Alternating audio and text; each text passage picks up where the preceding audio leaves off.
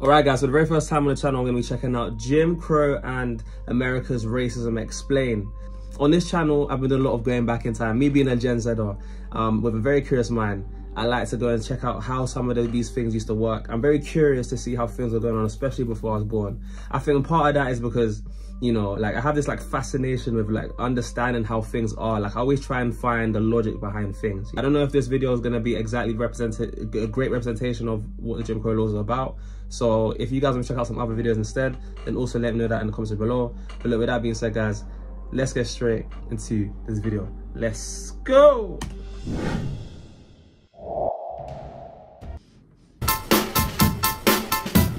Jim Crow laws. Warning! If you do not know the significance of the 14th Amendment, watch at your own risk. A 14th Amendment video is linked in the description for your learning convenience. Okay, from what I think I know, I think the 14th Amendment is like different like laws based off of like different laws for different types of people. I could be wrong. You guys let me know. But I'm pretty sure that's what that is. At your own risk. A 14th Amendment video is linked in the description for your learning convenience. Hey guys, welcome to Hip Hughes History. We're going to take a quick look at the term Jim Crow, its meaning, its influence, its impact on the United States of America, because you need to know whether you're a kid in school, whether you're a lifelong learner, or whether you're cray-cray on the internet. Understanding Jim Crow should be a requirement of citizenship. Wow, requirement of citizenship, yeah. So let's talk a little bit about the origin of the word Jim Crow before we go into kind of the concept of de jure and de facto segregation. Jump Jim Crow was an old song and dance routine that originated in 1828, which was written by a white comedian by the name of T.D. Daddy Rice, who would perform in blackface, basically to make fun of slaves. Wheel about and turn about and do just so. Every time I wheel about, I jump Jim Crow. The term Jim. Okay, see, I've heard of blackface before. And at least I know when I was in school, if people try and make jokes about blackface, especially during like BLM, like this was something that I would hear a bit about, and it was something that people would be like is extremely racist because they're painting themselves to act out as if they're like to mock black people or to mock, I guess, the slaves at the time. I don't know. That's my impressions of that. Turn about and do just so. Every time I wheel about, I jump Jim Crow. The term Jim itself is short for Jimmy, like I'm going to Jimmy a lock, and that was a crowbar. So a crowbar in the 1800s was sometimes called a Jim or a Jimmy. And then, of course, crow itself was used as a term for blacks as early as the 1700s. Wow. In terms of jump Jim Crow, farmers used to feed their crows corn-soaked whiskey. Then the crows would get drunk and kind of dance around, not being able to fly as the farmers, you know, kind of beat the crows to death. So there's multiple meanings behind the term Jim Crow. They all refer in a negative connotation to slaves and to freedmen, to blacks. And now we're going to turn that term Jim Crow into a system of racial oppression. Wow, okay, so many meanings behind that word in itself. Okay, mad.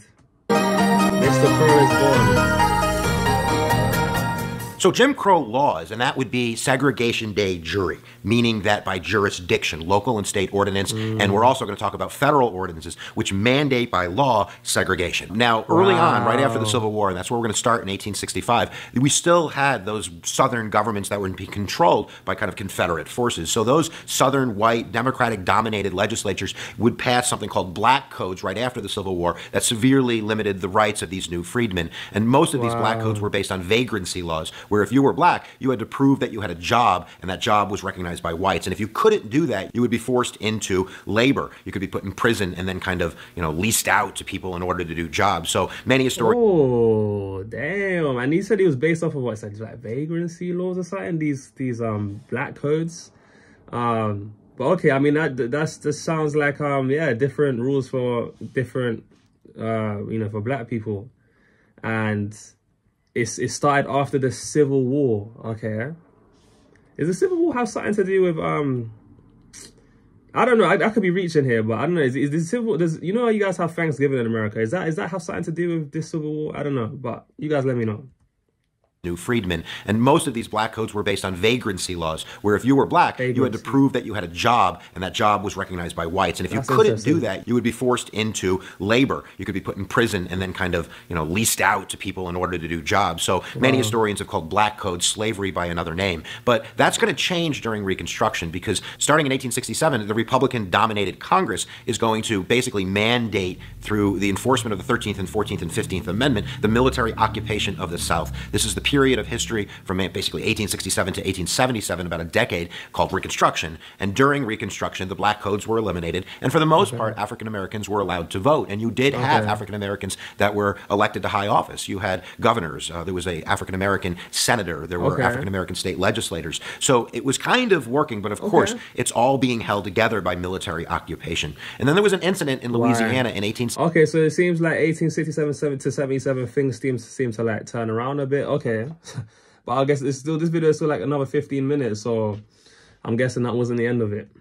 It's all being held together by military occupation. And then there was an incident in Louisiana in 1873 called the Colfax Massacre. And this is really kind of the Southern Democratic forces trying to coalesce around groups in order to take back what they see as their rightful place as leaders of these Southern governments. And in Louisiana, at the Colfax Massacre in 1873, there was a group called the White League. And this White League, unlike the Klan, which was kind of a terrorist under-the-ground organization, the White Leagues and the Red Shirts, groups throughout the South, were open about their opposition to African American rights and their wanting of... Wait, so is the White Leagues and this the Red Shirt, that's he said that's unlike the clans or like different to the clans. So I'm guessing this is like basically like the KKK or something along them lines, like this a racist group.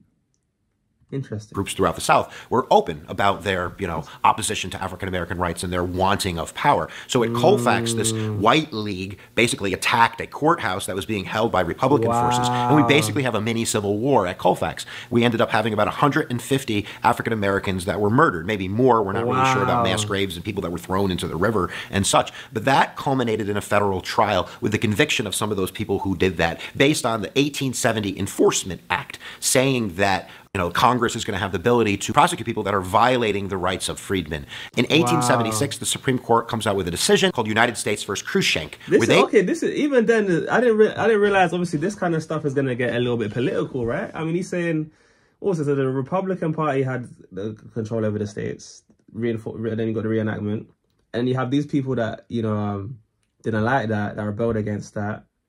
I think like from the Democratic side. And this whole what's he called it? What's the name he used? Colfax Massacre happens in Louisiana. There's layers to this, man. There's layers to this. Okay. Trial with the conviction of some of those people who did that based on the 1870 Enforcement Act, saying that Congress is going to have the ability to prosecute people that are violating the rights of freedmen. In 1876, the Supreme Court comes out with a decision called United States versus Cruikshank, where they basically kind of take the teeth out of the Enforcement Act by saying that because this White League was not a government group but a private organization, the Enforcement Act didn't hold, that private groups could discriminate. You had to get them a different way. You probably had to use state and local courts, which weren't going to work back then. So that's kind of a breakdown of federal control over, the Southern governments and the rise of what's going to become Jim Crow. And then really it all falls apart in the election of 1876. You can watch, there's a video on the compromise of 1877. You can click down in the description below to watch that. But basically there is a deal in the presidential election where the Southern Democrats kind of give their votes to the Republicans in Rutherford b. Hayes. Samuel Tilden, the Democrat, lost, even though he was from New York. That's another story. But the sticking point, the compromise, the sellout is going to be the end of military occupation in the South by Reconstruction forces,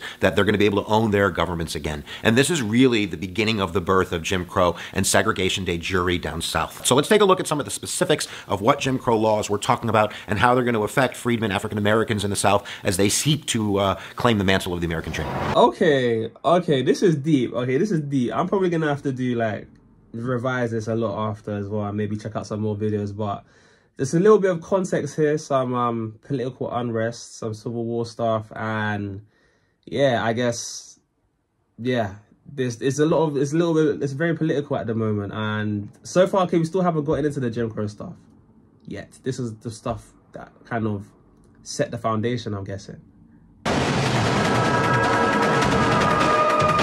Now, Congress wasn't done in the 1870s. They passed something called the Civil Rights Act of 1875, which was basically kind of a reclaim to the 14th Amendment in terms of public accommodations, that there would be no segregation in places of public accommodations like restaurants and hotels and trains and all of that kind of jazz. But that's going to be torn apart in 1896 with Pley versus Ferguson. Now, Pley versus Ferguson isn't based on schools, even though Brown versus Board of Ed is going to overturn it. It's really based on the concept of segregation by legislation. And in Louisiana, it was always illegal for blacks and whites rights to ride on the same car. But the Separate Car Act of Louisiana kind of added coloreds to the mix. They had a classification for mixed races. And if you were 1/8 of African ancestry, you were considered colored and you couldn't ride on the train. So this was an Okay, so you're telling me there's a time where is that to the bone, like, nitpicky in terms of if you have 1/8 of like black in you, then you're gonna get treated differently. Like, when I'm always trying to make sense of, like, you know, how people kind of thought that way during the time,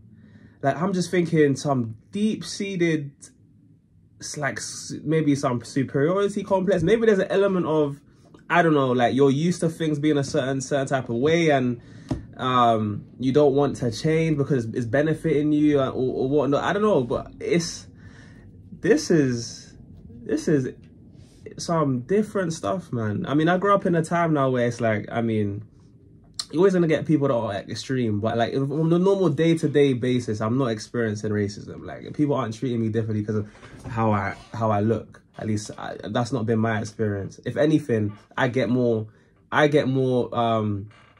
let's say flack or stick from people that look just like me. Do you know what I'm saying? So there's that in itself. But, you know, I mean, that's humans for you, right? No, there's always gonna be stuff like that. But it's not nowhere near to this level.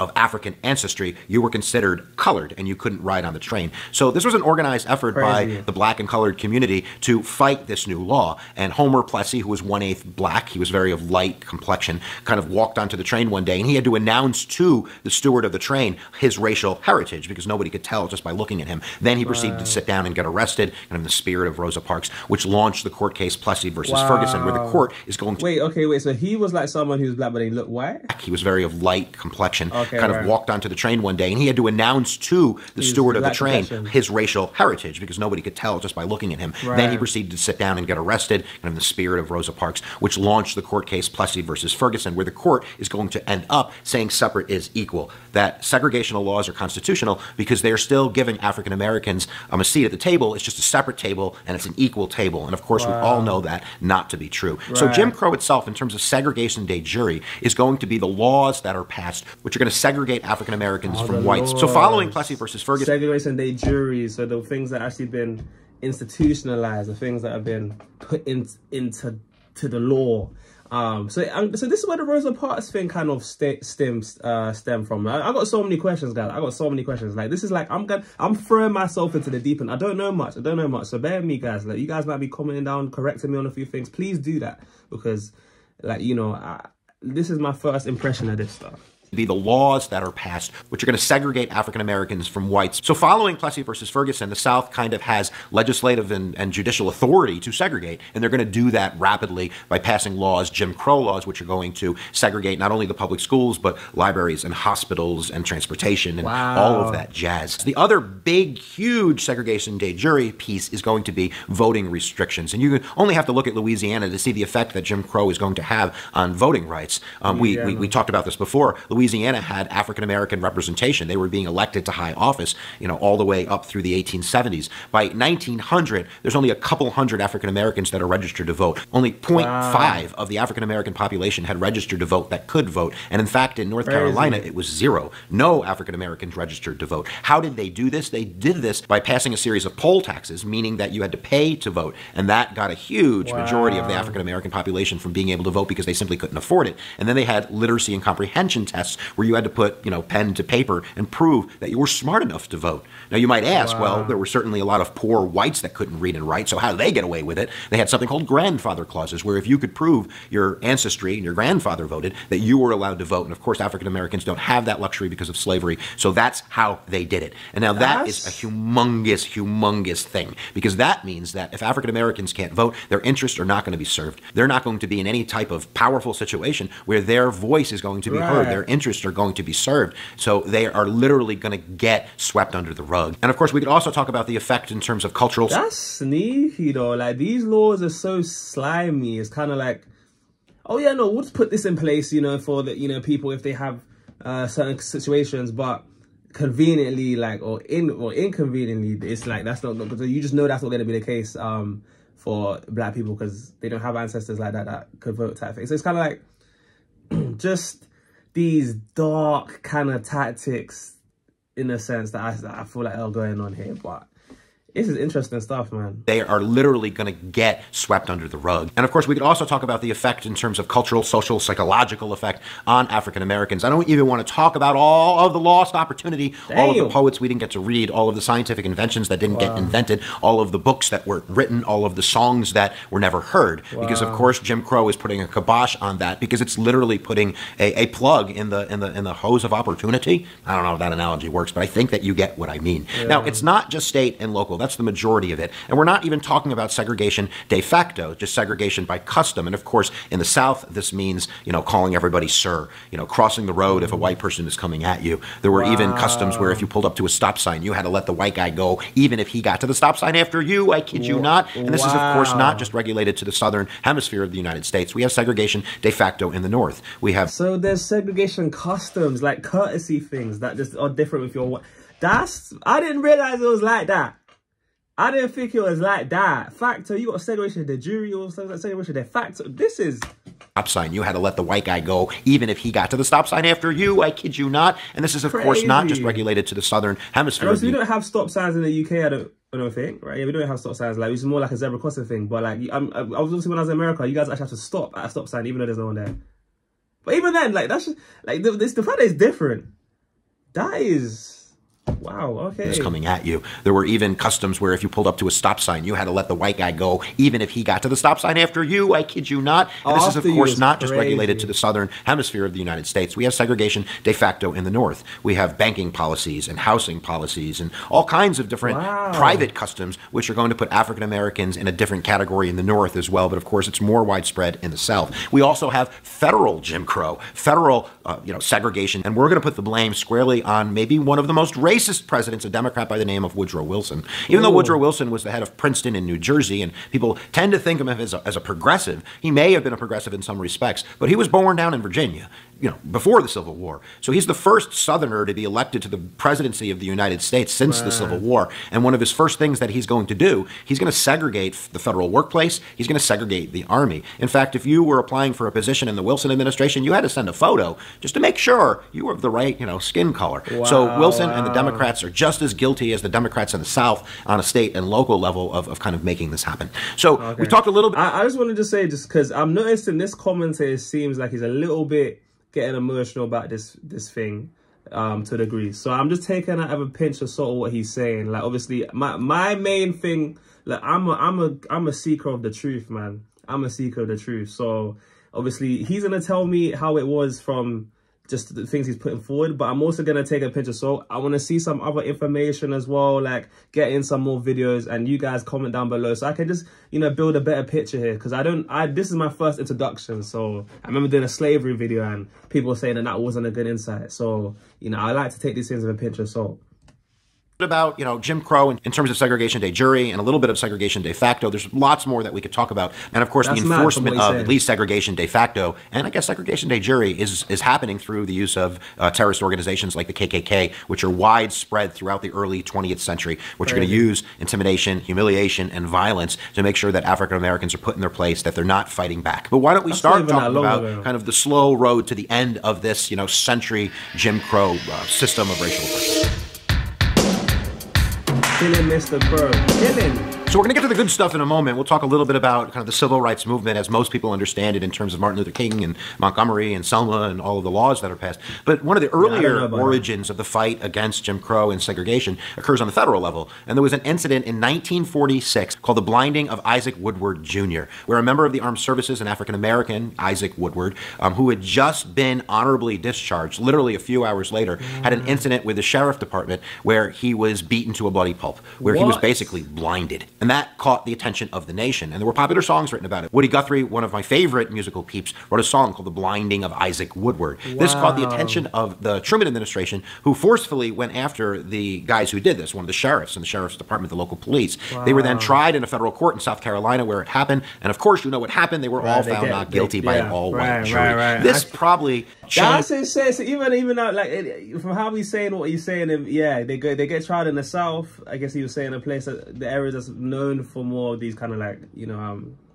racial, you know, discrepancies there. It's more common.